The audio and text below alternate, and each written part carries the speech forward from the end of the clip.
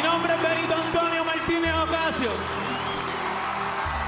Y si hoy estoy aquí en el Super por 60. See that musician that was right next to the conductor? Well, her name is Rose Crelli. She's a violinist who's living her own American dream. And she says that she is proof that you should never give up and chase your dreams. So how about we talk to Rose? She's joining me now from San Francisco.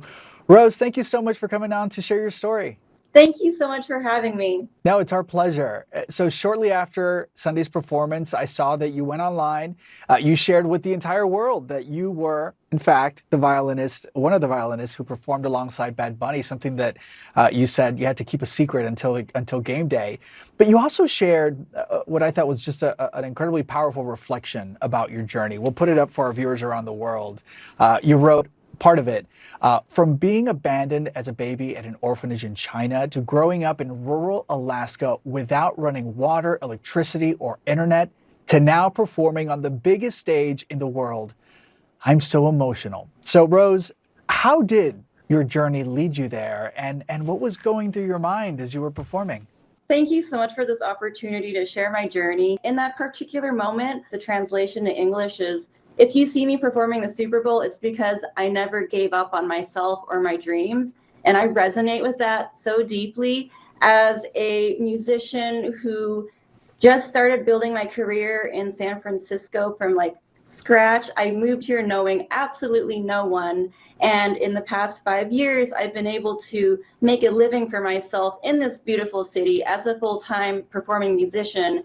And there's been so many moments of self-doubt and wondering if I'm doing the right thing and looking for the signs that I'm on the right path. And I feel like the Super Bowl performance affirmed to me that I am doing the right thing. I'm exactly where I need to be and doing what I need to do. So Bad Bunny's message in that moment just was an exact reflection of how I feel in my life.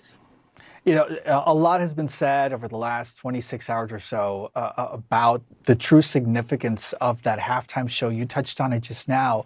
I wonder, what do you hope? And you were there, you were on the field, so you felt the energy and you heard the message. What do you believe that message should be to the rest of the world? The main takeaway from those, 13, 14 minutes? For me, and what I heard from overhearing the cast and the dancers and the musicians speaking and sharing their feelings and their excitement about this show, I felt like the overall message was, at this current time when maybe people feel some fear about expressing their heritage and their culture, maybe being bilingual, this is a time when some people feel like they need to hide that. I feel like this Super Bowl halftime show was a beautiful expression of no. Instead, we can celebrate our heritage, our culture, the fact that we might be immigrants, the fact that we might have come from different countries. That's not something to be ashamed of and to hide. That is something to celebrate, because I believe that is what makes America a beautiful place. As a naturalized citizen and adoptee from China, I consider myself an immigrant in a way, and it was just so meaningful to be a part of this show. And as a musician who has spoken out and used my platform to share my values and what I believe in, I really, really respect Benito for doing that exact same thing. And I think he's empowering other musicians and artists to do the same thing. Yeah, without a doubt. You know, there's a lot of controversy and back and forth about the language, but you know, what's so universal is music, around the world, I think, and you're such a great representation on that. Of course, everybody would want to ask you and want to know, I mean, did you hear anything from Bad Bunny backstage? We saw some of these videos of him expressing his gratitude to each one of the people who were on, each one of the persons who was actually on that field, making that show a reality. Did you hear anything? He was so gracious and kind to everybody. On the evening of the dress rehearsal, he got on the microphone and spoke into our in-ear monitors and thanked all of us for being a part of his performance. And then the evening of the actual Super Bowl, after our halftime show performance, he made a point to visit each of the tents, the tent with all the dancers, and then the tent with the musicians and the band and the pleneros, and thanked all of us. It was very special.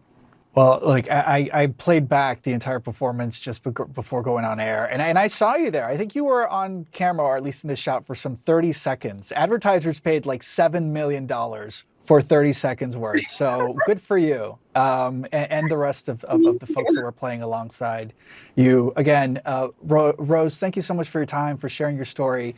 May it be an inspiration for musicians in the United States and around the world. Thank you so much. Thank you.